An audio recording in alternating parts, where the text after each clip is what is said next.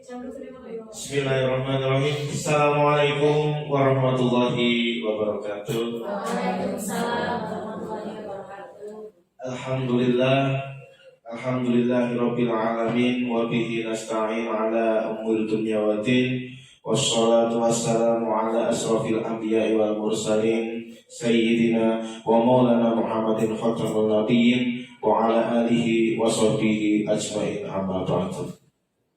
Yang kami hormati Bapak Kepala SMA Islam Sudirman Ambarawa atau yang mewakili, yang kami hormati Ibu Irnawati SPD CGB Angkatan 10 SMA Islam Sudirman Ambarawa, dan yang kami sayangi Bapak Ibu Guru pendidik awal pendidikan masa depan bangsa yang saya banggakan.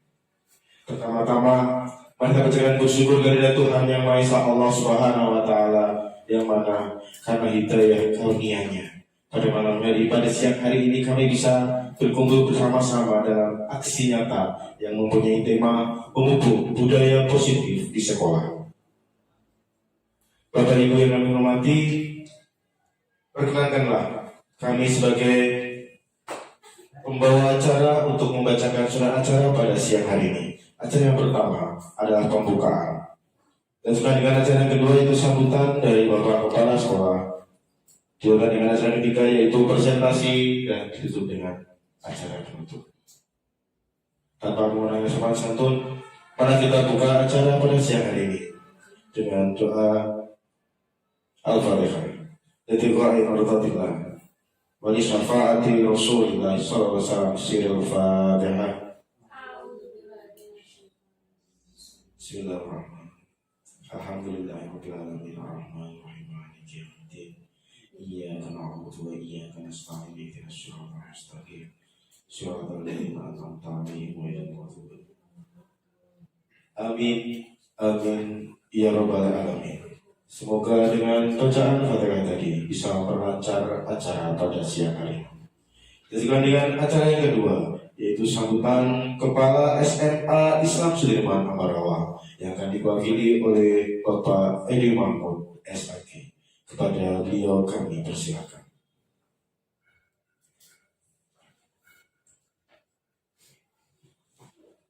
Assalamualaikum warahmatullahi wabarakatuh. Alhamdulillah wa syukurillah, la haula wa la quwata illa billah. Amma ba'du. Yang kami hormati Bapak-bapak, Ibu-ibu guru, khusus kepada CGB Ibu Irnawati SPD. Pertama, mari kita panjatkan puji syukur kita kepada Allah Subhanahu wa Ta'ala atas rahmat, nikmat, taufik, hidayah serta inayahnya, sehingga pada siang hari ini Bapak Ibu semuanya bisa mengikuti kegiatan aksi nyata yang akan disampaikan nanti oleh Ibu Irnawati yang mengambil tema memupuk budaya positif di sekolah.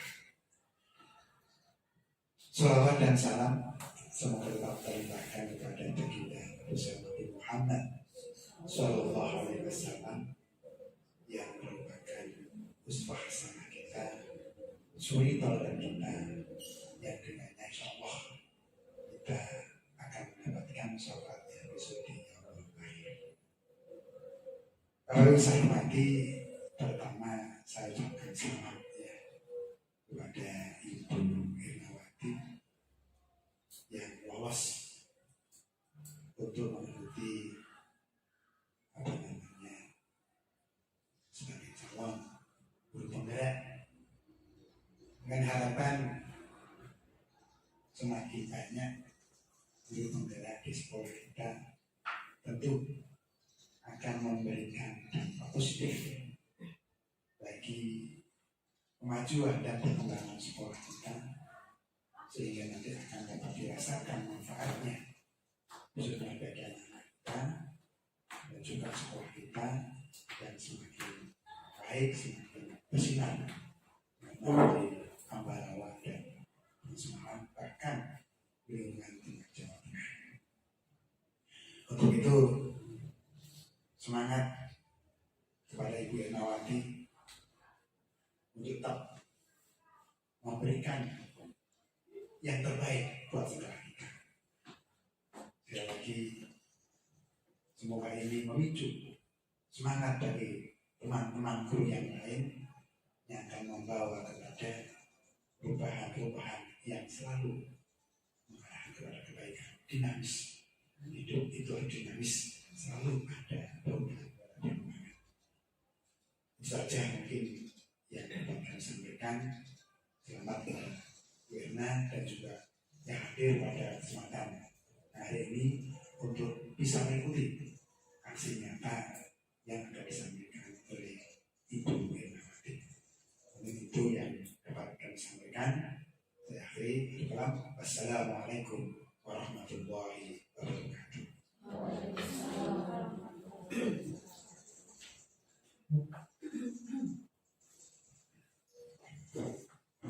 Kepada Bapak Edi Mahmud selaku bagian dari SMA Soleh Ambarawa yang memberikan curahan dengan semangat kepada Bu Ernawati dalam usaha aksi nyata ini. Bapak Ibu yang kami hormati, tiba waktu setelah inti pada siang hari ini, yaitu penyampaian aksi nyata dengan tema memupuk budaya positif di sekolah ibu dengan pembicara yaitu Ibu Ernawati SPD yang merupakan CKB angkatan 10. Beri aplaus buat Ibu Ernawati. Ibu Ernawati semoga dan selalu berdoa.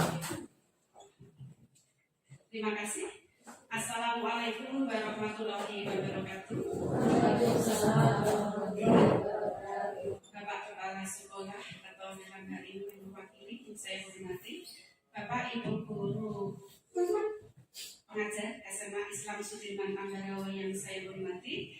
Pertama-tama marilah kita panjatkan puji syukur kehadirat Tuhan Yang Maha Kuasa atas limpahan rahmat-Nya sehingga pada siang hari ini kita dipertemukan dalam keadaan sehat walafiat tanpa halangan suatu apapun. Sholawat serta salam senantiasa kita haturkan kepada junjungan kita Nabi besar Muhammad Sallallahu Alaihi Wasallam yang selalu kita nantikan syafaatnya di yaumul qiyamah. Amin. Pada kesempatan ini saya berterima kasih sekali kepada kehadiran ibu-ibu semuanya, bapak ibu semuanya atas presentasi saya. Saya akan mencoba mempresentasikan aksi nyata saya, yaitu aksi nyata 1.4 memupuk budaya positif di sekolah di SMA Islam Sudirman Ambarawa. Konsep inti budaya positif yang pertama adalah perubahan paradigma belajar, kemudian disiplin positif, nilai-nilai kebajikan, kebutuhan dasar manusia, motivasi perilaku manusia, posisi kontrol, keyakinan kelas, kemudian yang terakhir adalah segitiga restitusi. Pembelajaran dengan paradigma baru. Pembelajaran dengan paradigma baru merupakan pembelajaran yang dirancang berdasarkan prinsip-prinsip pembelajaran yang berdiferensiasi sehingga peserta didik belajar sesuai kebutuhannya berdasarkan tahap perkembangan sesuai dengan teori psikologi modern untuk mewujudkan profil pelajar Pancasila. Profil pelajar Pancasila itu yang pertama, beriman dan bertakwa kepada Tuhan Yang Maha Esa dan berakhlak mulia. Kemudian yang kedua adalah berkebinekaan global. Kemudian yang ketiga gotong royong, 4 mandiri, 5 bernalar kritis, 6 kreatif.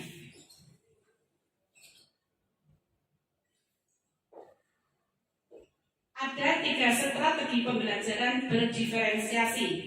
Yang pertama yaitu diferensiasi konten, yang kedua adalah diferensiasi proses, Kemudian yang ketiga, diferensiasi produk. Ketiga-tiganya itu adalah saling berhubungan. Kemudian harus menyesuaikan dengan kesiapan belajar siswa, minat belajar, kemudian profil belajar. Jadi dalam 3 strategi pembelajaran berdiferensiasi itu ada 3 tadi, yaitu diferensi konten, diferensiasi proses, diferensiasi produk, di mana ketiga-tiganya itu harus sesuai dengan satu kesiapan belajar siswa, kemudian minat yang ada pada siswa, sama profil belajar siswa. Implementasinya menentukan tujuan pembelajaran, memetakan kebutuhan belajar murid, yaitu tentang kesiapan belajar, minat belajar, kemudian profil belajar, menentukan strategi dan alat penilaian yang digunakan, yaitu tentukan bentuk penilaian akhir yang merupakan kombinasi dari portofolio, proyek, dan menentukan kegiatan pembelajaran, yaitu konten, proses, dan produk. Jadi hasil akhirnya produk yang dihasilkan itu seperti apa.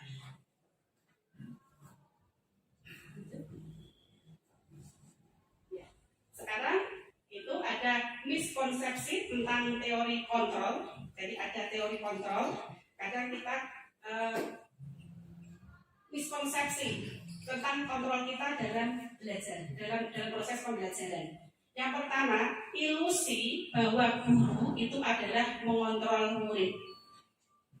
Pada dasarnya, kita tidak dapat memaksa murid untuk berbuat sesuatu jikalau murid tersebut memilih untuk tidak melakukannya. Jadi, posisi kontrol yaitu ilusi bahwa guru itu adalah mengontrol murid. Jadi, pada dasarnya kita tidak boleh memaksa murid untuk berbuat sesuatu jikalau murid tersebut memilih untuk tidak melakukannya, walaupun tampaknya guru sedang mengontrol perilaku murid. Hal demikian terjadi karena murid sedang mengizinkan dirinya untuk dikontrol. Terus miskonsepsi yang kedua, ilusi bahwa semua penguatan positif itu efektif dan bermanfaat. Seringkali kita itu beranggapan bahwa semua penguatan positif itu efektif dan bermanfaat.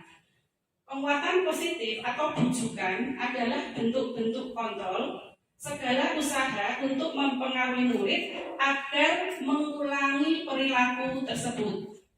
Adalah suatu usaha untuk mengontrol murid tersebut dalam jangka waktu tertentu.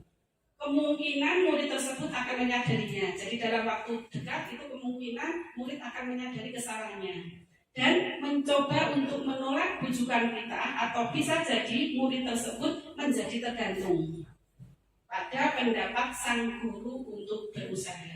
Jadi itu ilusi bahwa semua penguatan positif itu efektif dan bermanfaat. Miskonsepsi yang ketiga, ilusi bahwa kritik dan membuat rasa bersalah. Ada kritik itu membuat rasa bersalah. Menggunakan kritik dan rasa bersalah untuk mengontrol murid menuju pada identitas gagal. Mereka belajar untuk merasa buruk tentang diri mereka. Kadang sulit bagi guru untuk mengidentifikasi bahwa mereka sedang melakukan perilaku ini, karena seringkali guru cukup menggunakan bahasa yang halus untuk menyampaikan pesan negatif.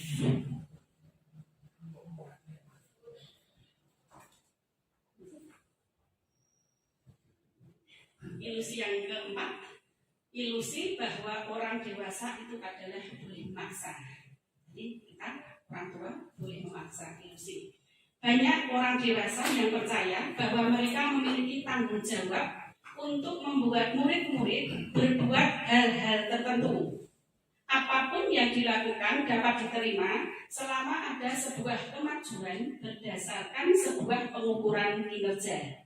Pada saat itu pula, orang dewasa akan menyadari bahwa perilaku memaksa dan efektif untuk jangka waktu yang panjang.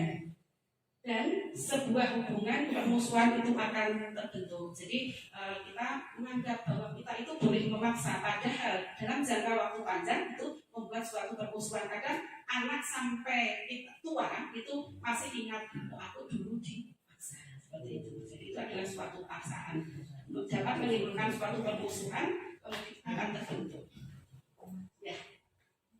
Selanjutnya, mengubah stimulus respon ke pendekatan teori kontrol. Menurut Stephen R.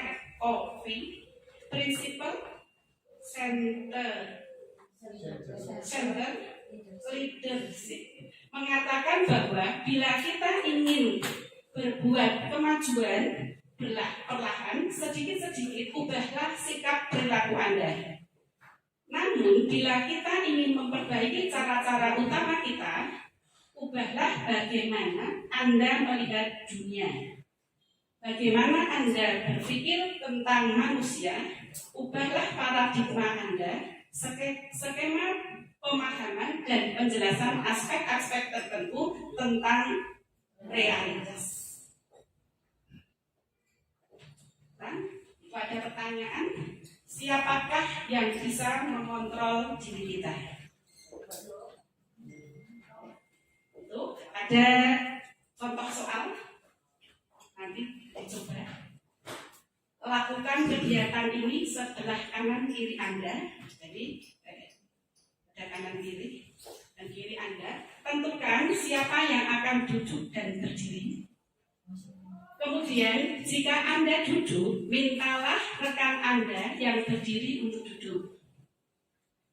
Melalui sebuah paksaan, rayuan, motivasi, atau aktivitas lain yang bisa membuat rekan Anda duduk.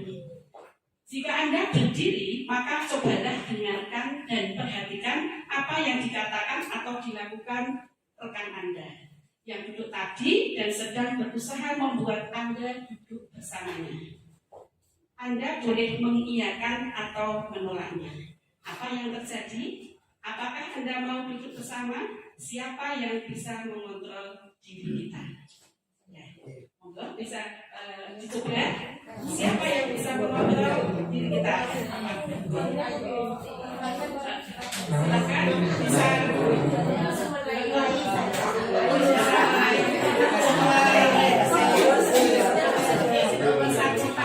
Bagaimana supaya siapa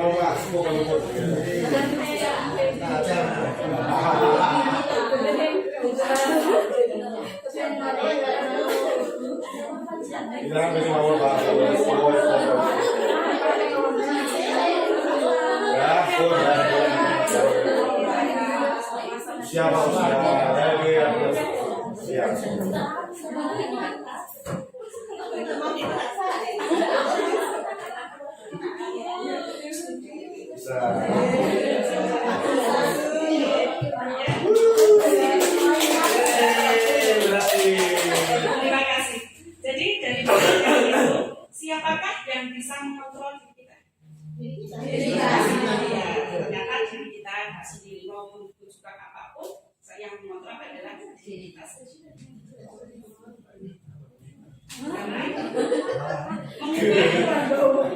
Mengubah stimulus respon ke pendekatan teori kontrol. Yang pertama itu adalah stimulus respon, kemudian yang sebelah kanan itu ada teori kontrol.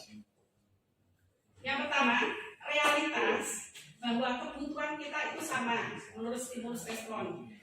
Kemudian teori kontrolnya, realitas bahwa kebutuhan kita itu berbeda. Jadi ada anggapan bahwa kebutuhan kita sama, tetapi menurut teori kontrol kebutuhan itu kita berbeda. Kebutuhan kita berbeda. Kemudian semua orang melihat hal yang sama. Teori kontrolnya, setiap orang memiliki gambaran yang berbeda. Kemudian stimulus responnya, kita mencoba mengubah orang agar berpandangan sama dengan kita. Kita mencoba mengubah orang agar berpandangan sama dengan kita. Teori kontrolnya, kita berusaha memahami pandangan orang lain tentang dunia. Jadi kita mencoba mengubah orang agar berpandangan sama seperti kita. Teori kontrolnya kita berusaha memahami bahwa pandangan orang lain itu tentang dunia.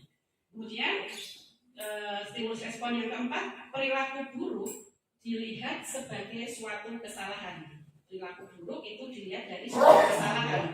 Teori kontrolnya hanya Anda yang bisa mengontrol diri Anda.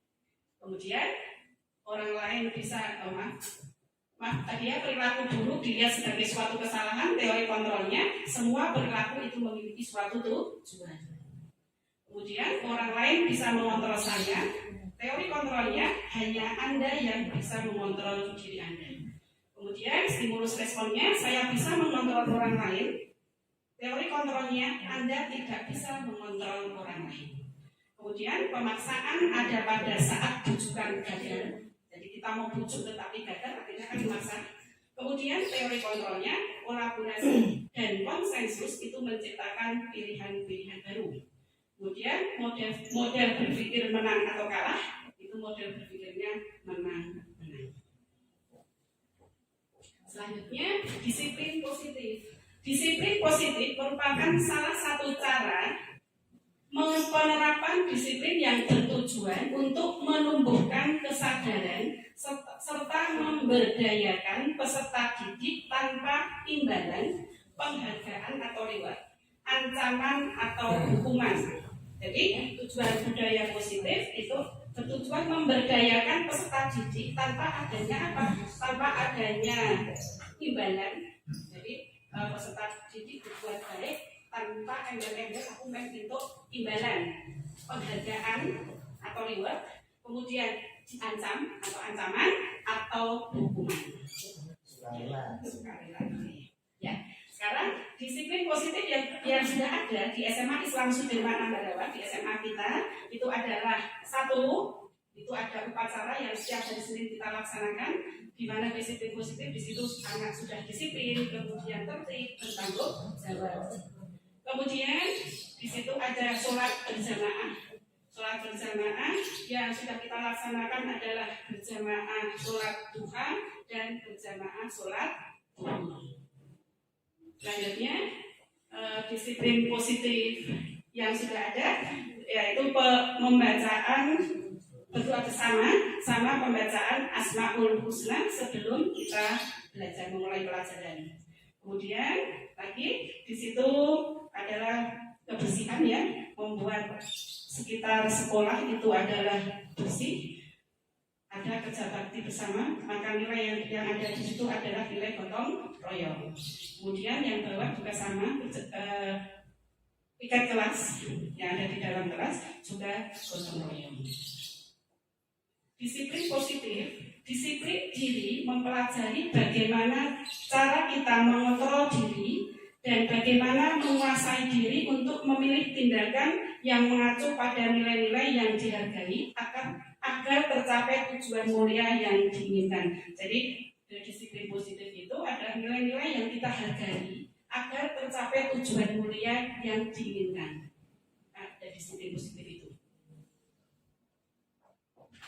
Tujuan mulia di sini mengacu pada nilai-nilai mulia yang dianut seseorang. Jadi disiplin positif tadi adalah tujuan mulia yang harus kita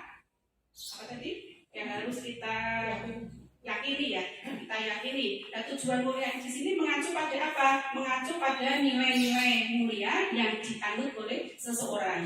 Kita namakan nilai-nilai tersebut sebagai nilai kebajikan yang bersifat universal. Universal berarti secara menyeluruh, yang disepakati bersama, lepas dari apa? Lepas dari suku bangsa, jadi tidak membeda-bedakan, kemudian agama, bahasa, maupun latar belakangnya. Nilai-nilai ini merupakan payung besar dari sikap dan perilaku kita, atau nilai-nilai ini merupakan fondasi kita dalam berperilaku. Sebagai pendidik, tujuan kita adalah menciptakan anak-anak yang memiliki disiplin diri sehingga mereka bisa berperilaku dengan mengacu pada nilai-nilai kebajikan universal dan memiliki motivasi intrinsik dalam perubahan perilaku ke arah yang lebih baik. Jadi sebagai pendidik tujuan kita adalah menciptakan anak-anak yang memiliki disiplin diri sehingga mereka bisa apa? Bisa berperilaku dengan mengacu pada nilai-nilai kebajikan universal. Di mana nilai-nilai universal tadi adalah nilai-nilai secara menyeluruh yang tidak membeda-bedakan dan memiliki motivasi intrinsik. Kalau motivasi intrinsik berarti motivasi yang berasal dari diri seseorang, yang diri sendiri dalam perubahan perilaku ke arah yang lebih baik. Nilai-nilai kebajikan, nilai yang disepakati bersama lepas dari suku bangsa, agama, bahasa maupun latar belakangnya. Contoh nilai kebajikan institusi atau organisasi di sini adalah profil pelajar Pancasila. Profil pelajar Pancasila tadi ada 6, yaitu beriman, bertakwa kepada Tuhan Yang Maha Esa dan berakhlak mulia, kemudian mandiri, bernalar kritis, berkebinekaan global, bergotong royong kreatif. Kemudian contoh nilai kebajikan lagi yaitu ibu, sikap murid itu ada toleransi, kemudian rasa hormat, integritas, mandiri, menghargai, antusias. 9 pilar karakter. Yang pertama adalah cinta Tuhan dan segenap ciptaannya. 2, kemandirian dan tanggung jawab. 3, kejujuran atau disebut juga dengan amanah. Kemudian diplomatis. 4, hormat dan santun. 5, dermawan, suka menolong dan gotong royong. 6, percaya diri, kreatif dan bekerja keras. 7, kepemimpinan dan keadilan. 8, baik dan rendah hati. 9, toleransi. 10, kedamaian dan kesatuan. Sekarang kebutuhan dasar manusia.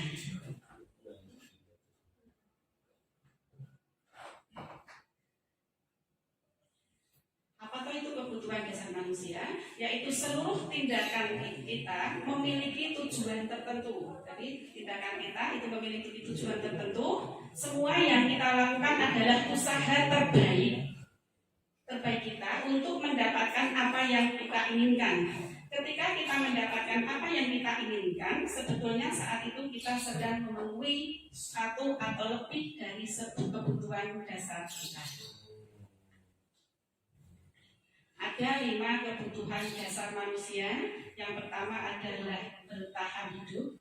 Jadi 5 kebutuhan dasar manusia itu 1, bertahan hidup. 2, kasih sayang dan rasa diterima. Kemudian yang ketiga adalah penguasaan. Keempat adalah kebebasan. Kemudian yang kelima adalah kesenangan. Jadi 5 dasar manusia itu 1, bertahan hidup. Ya.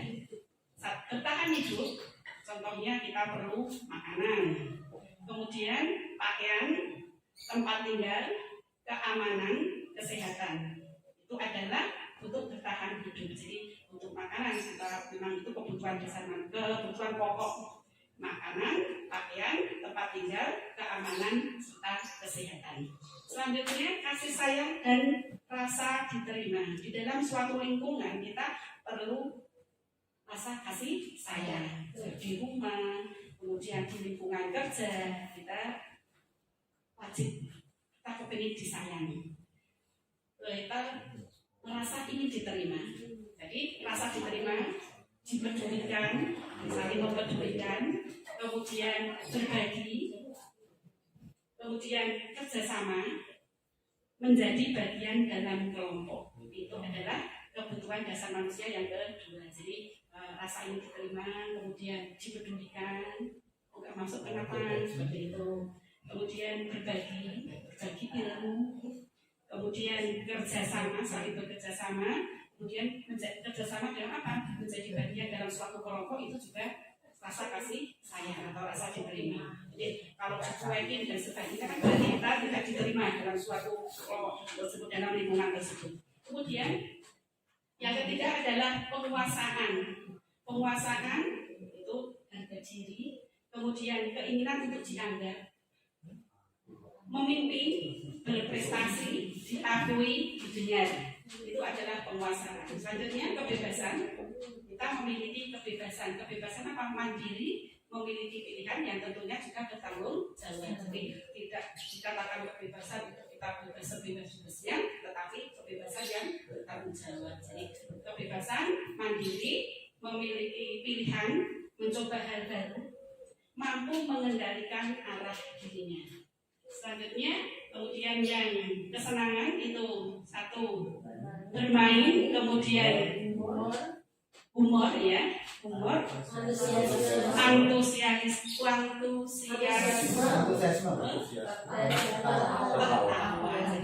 kita tertawa itu ternyata suatu kebutuhan. Kalau kita tertawa itu adalah menambah kesehatan. Jadi tertawa itu sehat, asalkan jangan tertawa sendiri. Nah itu contohnya. Galih mengganggu Amel yang sedang makan. Galih bahagia, Amel marah karena kelihatan lucu ketika marah. Kebutuhan dasar apa yang sedang dipenuhi Galih?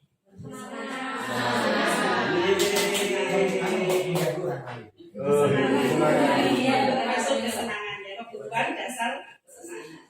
Motivasi intrinsik yaitu untuk menjadi orang yang mereka inginkan dan menghargai diri sendiri. Jadi berasal dari diri sendiri supaya kita dihargai, kemudian supaya mereka itu percaya dari dalam diri kita sendiri. Kalau tadi ekstrinsik itu berarti ada latar belakangnya yang dibuat supaya kita tidak menghindari ketidaknyamanan, kemudian supaya tidak dihukum, kemudian mendapatkan imbalan, kemudian mendapatkan penghargaan dari orang lain.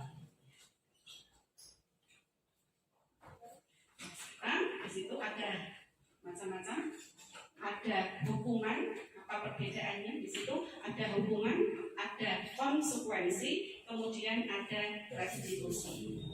Hukuman itu sifatnya tidak terencana atau tiba-tiba. Murid tidak tahu apa yang akan terjadi, tidak dilibatkan, bersifat satu arah. Kemudian berupa hukuman fisik atau psikis.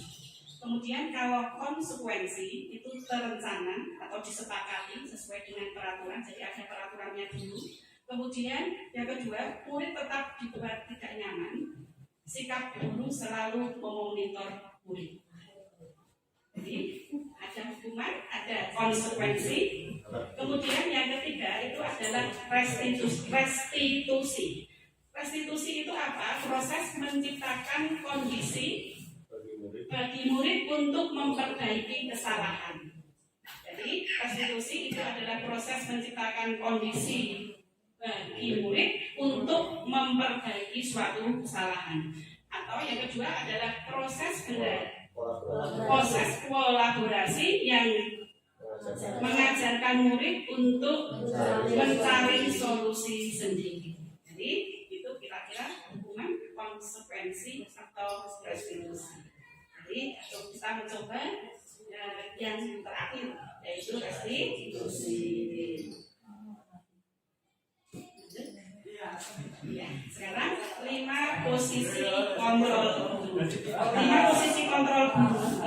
Yang pertama adalah sebagai penghukum. Kemudian yang kedua adalah pembuat merasa bersalah. Yang ketiga adalah sebagai teman. Yang keempat adalah sebagai pemantau, yang kelima adalah sebagai manajer. Atau itu sebagai penghukum, atau itu sebagai membuat merasa bersalah siswa, atau itu teman. Contoh penerapan 5 posisi kontrol guru. Ada kasus siswa tidak memakai atribut lengkap saat upacara bendera. Ya. Siswa tidak memakai atribut lengkap saat upacara bendera. Sebagai penghukum, posisi guru sebagai penghukum, contohnya di situ adalah hormat pada bendera selama 1 jam. Jadi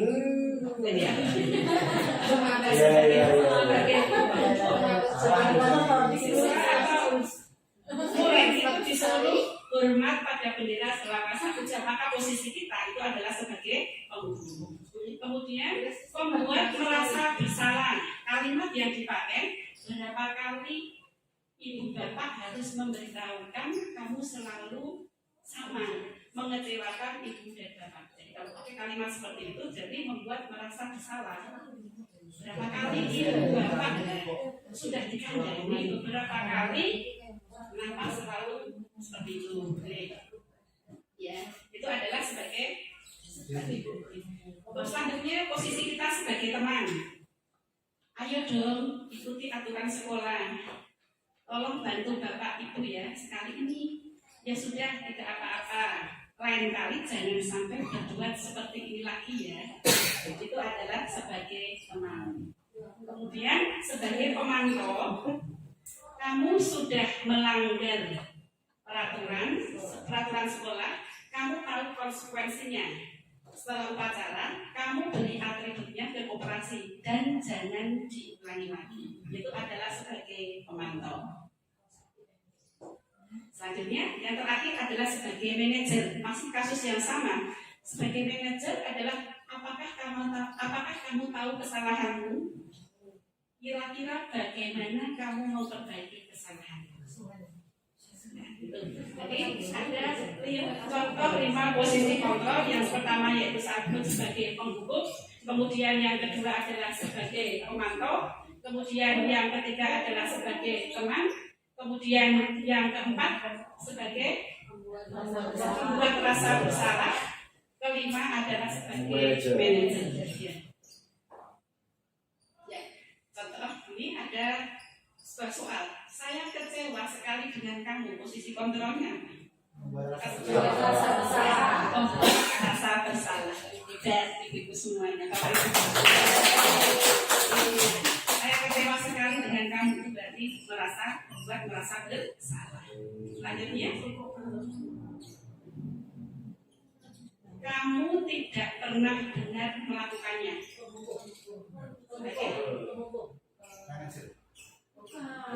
Kamu tidak pernah benar melakukannya.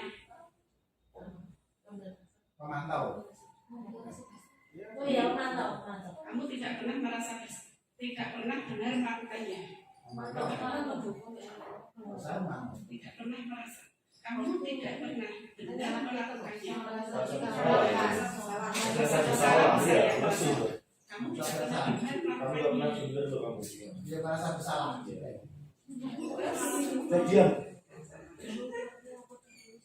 Apa rencanamu untuk menyelesaikan masalah ini?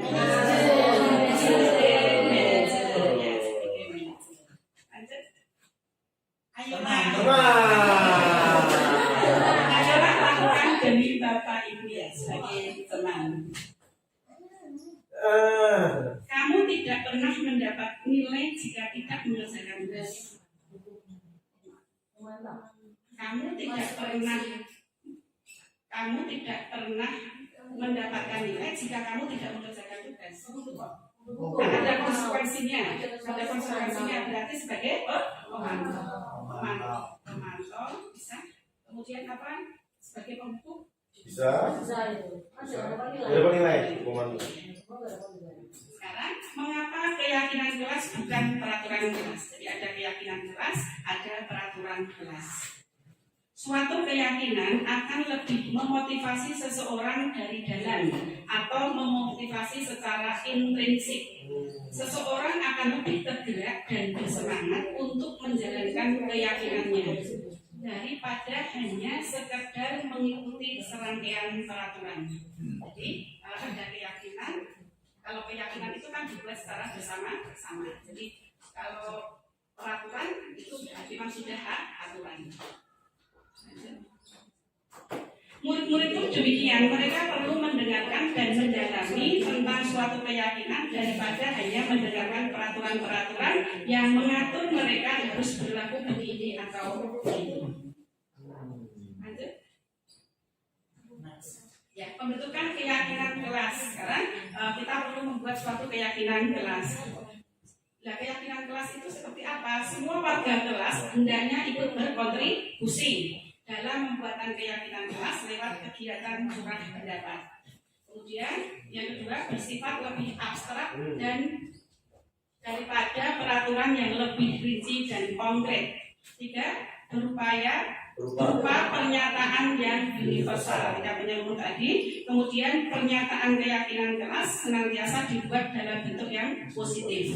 Sedikit saja agar mudah diingat. Jadi keyakinan kelas itu dibuatnya sedikit saja biar mudah diingat oleh siswa tersebut. Kemudian sesuai dengan kondisi sekolah sehingga mudah ditetapkan dalam pembuatan keyakinan.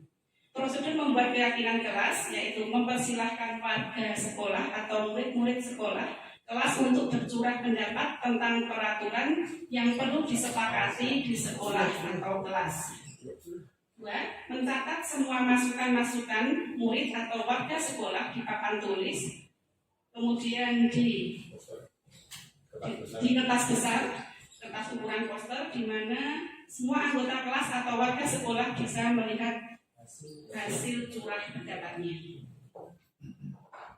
Itu contohnya membuat suatu keyakinan kelas di 11 IPS 1. Jadi setiap anak itu mencurahkan keinginannya apa, kemudian ditempel di posternya, di papan tulis. Nah, dari curahan dari semua siswa itu nanti disepakati, itulah yang menjadi sebuah keyakinan kelas.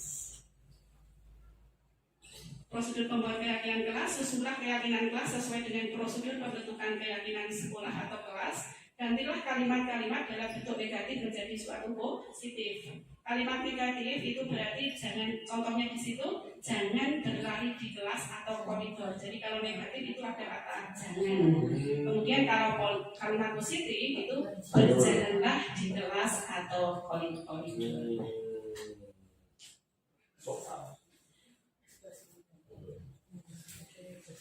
Tinjau kembali daftar curah pendapat yang sudah dicatat, mungkin mendapati bahwa pernyataan yang tertulis di sana masih banyak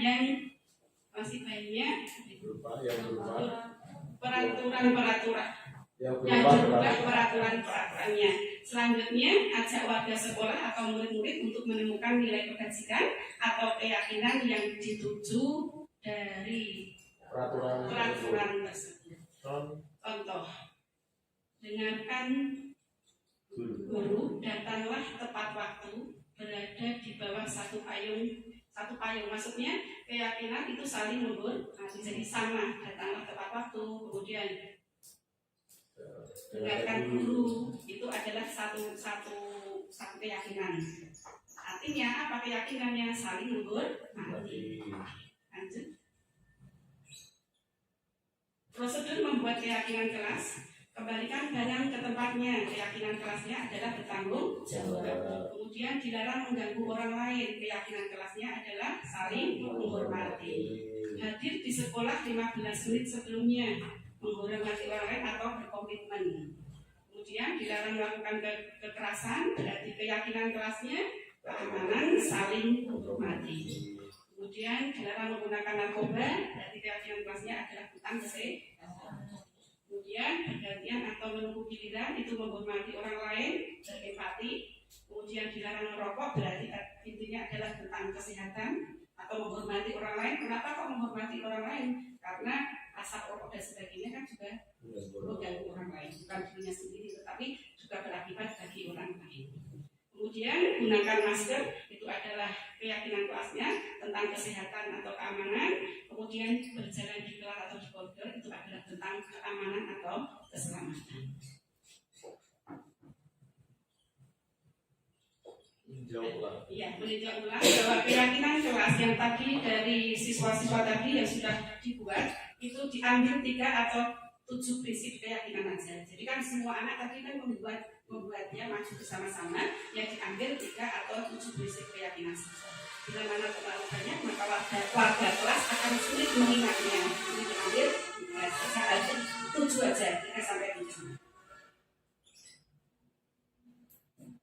Kemudian mendiskusikan konsekuensi yang didapat apabila tidak mengindahkan keyakinan kelas. Setelah keyakinan sekolah atau kelas selesai dibuat, semua warga kelas dipersilahkan meninjau ulang, menyetujuinya dengan menandatangani keyakinan sekolah atau kelas tersebut. termasuk guru dan semua warga atau murid. Nah, contohnya di situ, ini sudah ada. Ini contoh adalah membuat kesepakatan yaitu keyakinan kelas. Itu contohnya diambil 6, kemudian setelah selesai itu komitmen semuanya bertanda tangan. Itu contoh keyakinan kelas. Kemudian segitiga restitusi. Segitiga restitusi adalah suatu proses dialog yang dijalankan oleh guru atau orang tua agar dapat menghasilkan murid yang mandiri dan bertanggung jawab. Segitiga restitusi itu ada bagian dasar, yaitu menstabilkan identitas. Kemudian bagian yang sebelah kiri, sisi kiri, itu adalah validasi tindakan yang salah. Kemudian yang sebelah kanan, sisi sebelah kanan itu adalah menanyakan keyakinan kelas. Jadi dalam segitiga restitusi, yang pertama menstabilkan identitas, kedua validasi tindakan yang salah, dan yang ketiga itu adalah menanyakan keyakinan kelas. Menstabilkan identitas itu berdasarkan prinsip membuat kesalahan adalah bagian dari proses pembelajaran. Contoh kalimatnya, berbuat salah itu wajar. Tidak ada manusia yang sempurna. Ibu bapak tidak pernah melakukan itu. Ibu bapak juga pernah melakukan itu. Ibu bapak tidak mau mencari siapa yang salah, tapi ibu bapak ingin mencari solusi dari permasalahan ini. Kamu berhak merasa begitu. Itu adalah yang menstabilkan identitas. Jadi apabila ada suatu permasalahan, untuk langkah yang pertama adalah menstabilkan identitas pakai kalimat-kalimat itu. Validasi tindakan yang salah berdasarkan prinsip setiap perilaku berupaya memenuhi suatu kebutuhan tertentu. Nah, kalimat apa yang kita pakai? Kamu pasti mempunyai alasan mengapa melakukan hal itu. Kemudian padahal kamu bisa melakukannya yang lebih buruk dari ini ya. Kamu patut bangga karena telah melindungi sesuatu yang penting buatmu. Kamu melakukannya karena mempertahankan sesuatu yang penting bagimu. Selanjutnya yang terakhir itu adalah dalam segitiga restitusi, itu menanyakan keyakinan kelas. Murid akan diberi pertanyaan-pertanyaan bermakna untuk memunculkan motivasi secara intrinsik. Apa keyakinan kelas kita? Nilai-nilai apa yang telah disepakati bersama? Seperti apa gambaran sebuah kelas yang ideal menurut kamu? Kamu ingin menjadi orang yang seperti apa?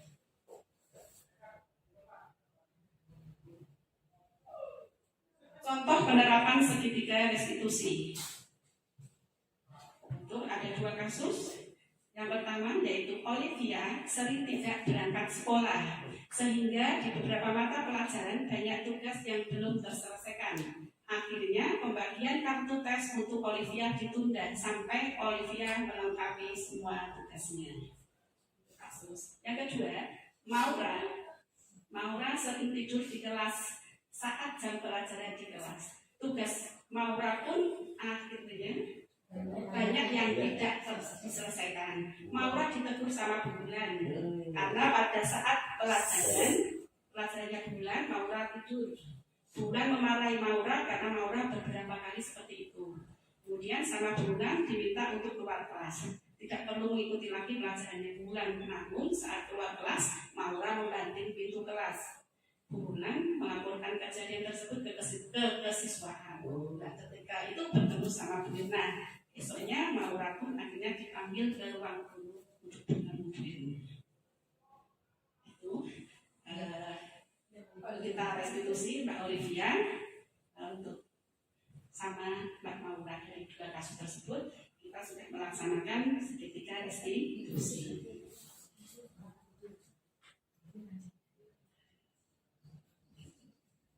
Penutup, dalam penerapan disiplin positif, hendaknya semua memiliki standar kepribadian, profesional, dan sosial yang baik, di mana guru mampu merefleksikan diri dalam posisi kontrol saat ini, bagaimana perjalanan dirinya menjadi among atau manajer yang menuntun muridnya menjadi insan yang mandiri, merdeka, dan bertanggung jawab.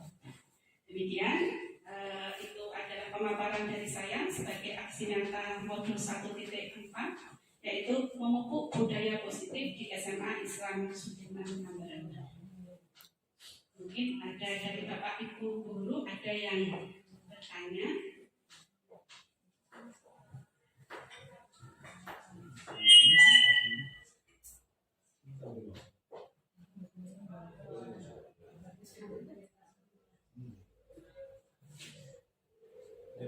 Ada pertanyaan untuk Bapak Ibu semuanya?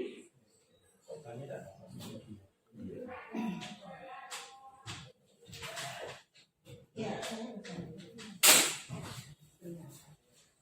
kalau melihat dari paparan yang disampaikan Bu Erna itu sungguh luar biasa. Jadi bagaimana kita seorang guru itu harus bisa menyelesaikan suatu masalah yang ada pada anak-anak didik kita.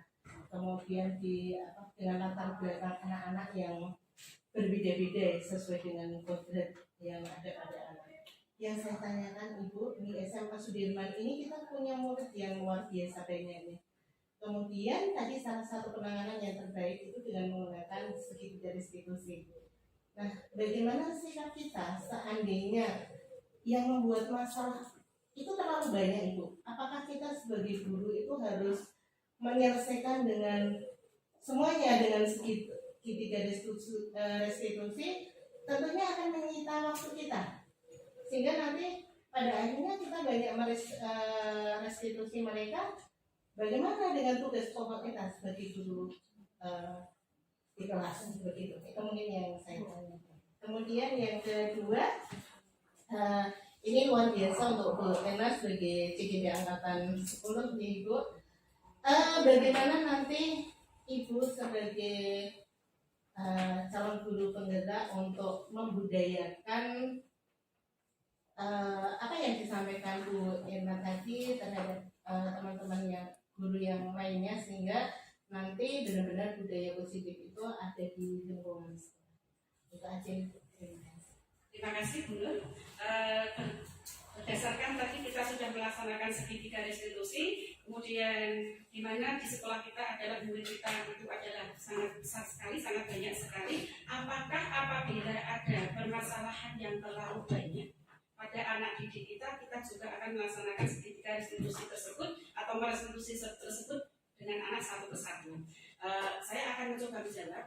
Di sini di SMA Islam Sudirman Ambarawa ini kan kita ada guru BK, kemudian ada bagian kesiswaan, kemudian ya kita ingin ada guru mapel, kemudian ada wali kelas. Jadi mungkin kita bisa melaksanakan secara berkolaborasi dari semua pemangku kepentingan atau semua masyarakat yang ada di SMA Islam Sudirman Ambarawa. Jadi kita sebagai guru tidak harus merestitusi satu-satu anak didik tersebut, tetapi kita bisa bekerja sama dengan guru lain. Itu dulu. Kemudian langkah apa yang akan kita lakukan setelah kita melaksanakan aksi nyata ini? Maksudnya seperti itu. Bagaimana cara pengimbasan? Bagaimana cara pengimbasannya? Cara pengimbasannya saya akan mencoba untuk menyampaikan kepada guru-guru yang lain. Contohnya ini kita sudah melaksanakan pengimbasan, kita sudah bertemu di sini, berarti secara tidak langsung kita sudah melaksanakan pengimbasan tersebut. Atau mungkin kedepannya untuk guru-guru yang lain. Itu mungkin seperti itu yang bisa saya sampaikan. Saya Bu Irna. Okay. Saya tidak akan bertanya Bu Irna, tapi saya akan memberikan tanggapan saja atas apa yang sudah Mas sampaikan. Terima kasih sekali atas imbas diseminasi dari memupuk budaya positif di sekolah yang disampaikan kepada kami. Terima kasih kami diajak bergabung dalam wadah komunikasi ini, sehingga alhamdulillah sangat mengubah pandangan kami dalam pemahaman kami terhadap masalah yang dihadapi oleh siswa dan bagaimana cara kita untuk bisa menghadapinya dengan cara yang lebih positif, dengan produk manajer tadi. Itu membuat pandangan pemikiran kita jadi bergeser gitu ya, yang selama ini kita menjadi penghukum, pemantau, memberikan kesan-kesan bersalah kepada siswa, ini seakan-akan sebuah terobosan baru gitu juga tadi, hembusan angin baru pada kami yang bisa membuat kita mencoba untuk memberikan budaya positif di sekolah kita supaya ini lebih berkembang menjadi lebih positif lagi. Terima kasih Bu Irna atas kesempatan yang diperkenalkan. Saya kira cukup itu tanggapan dari kami. Terima kasih Bu Indri. Ya, semoga kita semua bisa berkolaborasi, kemudian Bang Ilmu ya. Ini berarti saya sebagai yang lebih dulu mendapatkan bisa menularkan ke Bapak Ibu semuanya pengalaman ini. Jadi semoga bermanfaat untuk SMA Islam Sudirman Ambarawa ke depannya, dan terutama untuk anak didik kita. Itu ya. Ada masih lagi pertanyaan atau sudah cukup? Sudah cukup. Oke. Saya akhiri. Wassalamualaikum warahmatullahi wabarakatuh.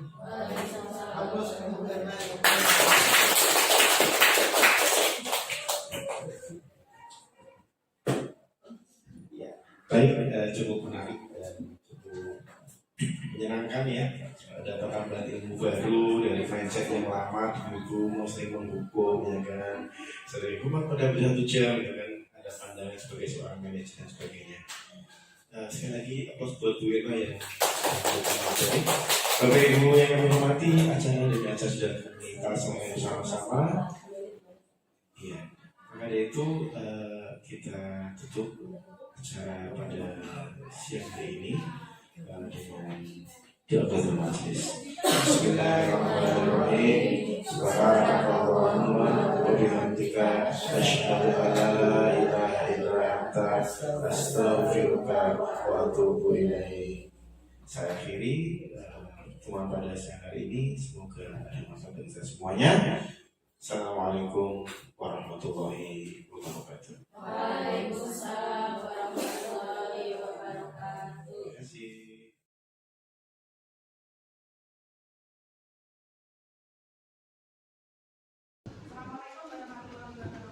Waalaikumsalam warahmatullahi wabarakatuh. Selamat pagi anak-anak. Pagi. Selamat datang di kelas 11 IPS 1. Ya, bismillah kalian sudah masuk di kelas 11 IPS 1. Bagaimana kabar kalian?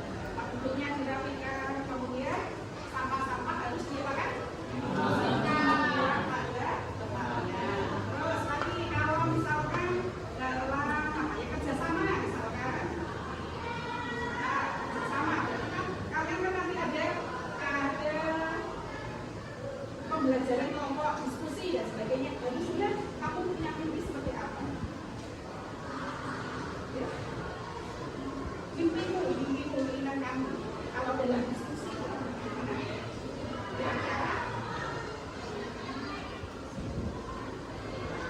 Ini kamu dalam diskusi, berkolaborasi, bagaimana? Kalau kamu dalam diskusi, bagaimana? Mewujudkan suatu masalah.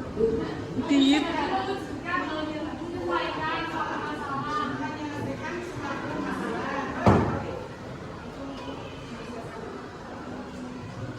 Tidak memilih-milih teman. Tidak memilih-milih teman, tapi harus saling menghargai kalau itu dan tidak memilih teman. Terus kan? Mendengarkan pendapat teman kita yang bagus.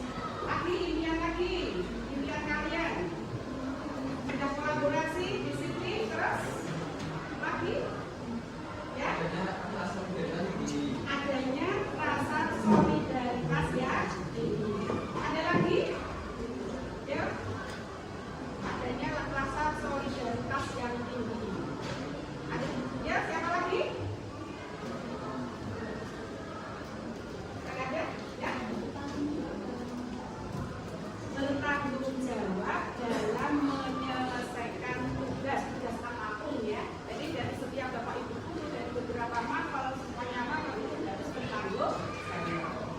Kalau mau saya tidak punya ya tugasnya kalau ada tugas ya berarti harus dikerjakan semuanya.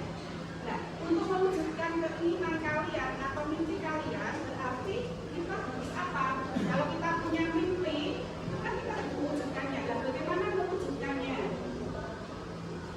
Ya, siapa? Bagaimana mewujudkan mimpi kalian di kelas 11 IPS 1?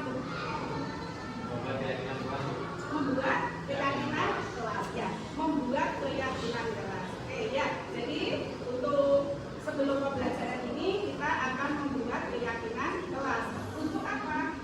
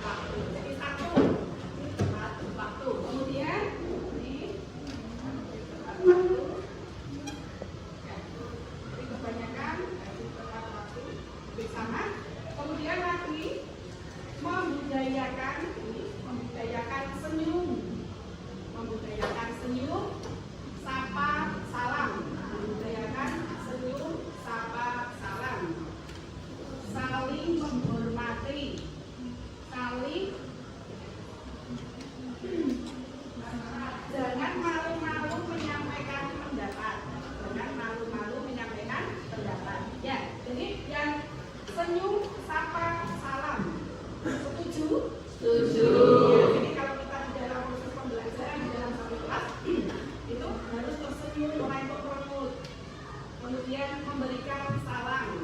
Bapak Ibu guru juga sama, memberikan salam. Kemudian menyapa dulu, bagaimana anak-anak, selamat pagi. Jadi setuju apa ini? Senyum sama salam ya? Jadi kesepakatan kelas kalian. Kemudian selalu bergotong royong dalam hal apapun. Bergotong royong dalam hal apapun. Misalkan dari satu membersihkan kelas, itu kan juga harus ada sifat gotong royong. Jadi gotong royong sifatnya luas ya. Setuju? Setuju. Jadi hadir tepat waktu, kemudian selalu bergotong royong. Bergotong royong artinya bekerja sama ya, bersama. Kemudian membudayakan senyum sapa salam, keluar kelas dengan izin dulu. Terus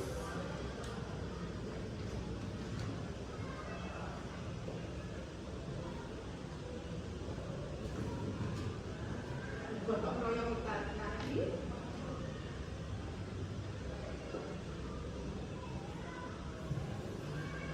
Saya ingin menjadi orang yang bertanggung jawab, menjadi orang yang bertanggung jawab. Tadi membudayakan senyum sapa salam, menjadi orang yang bertanggung jawab. Bertanggung jawab berarti masuk kemudian dengan menghargai ya. Bertanggung jawab, kemudian dalam berkolaborasi itu harus menghargai, harus bertanggung jawab.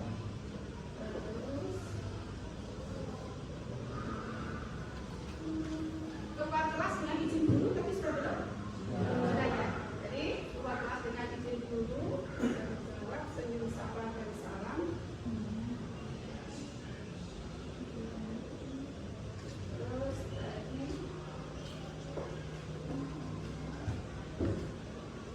bertanggung jawab lagi, saling menghargai dengan menerapkan tolong, maaf, terima kasih. Tolong, maaf, terima kasih. Ya, jadi ini saling menghargai, kemudian dengan menerapkan minta tolong. Kalau kalian minta tolong, tolong, kemudian minta maaf. Kemudian kalau ada kesalahan minta maaf, kemudian berterima kasih kalau kita sudah melaksanakan sesuatu. Sepakat? Setuju ini? Setuju. Jadi yang pertama tadi hadir tepat waktu. Kemudian membudayakan 3S. Apa tadi? Jadi kesepakatan kita yaitu yang pertama hadir tepat waktu. Hadir tepat waktu baik bapak ibu guru maupun anak semuanya. Kemudian yang kedua adalah membudayakan senyum, sapa, salam. Kemudian saling menghargai dengan menerapkan apa tadi? Tolong, maaf, terima kasih. Terus kelas yang bersih, membuang sampah pada tempatnya. Kalian mengingat kelas yang bersih dengan membuang sampah pada tempatnya. Harus ada apa? Tiket kelas ya. Setuju? Setuju. Berarti yang keempat adalah membuang sampah pada tempatnya. Membuang sampah pada tempatnya. Kemudian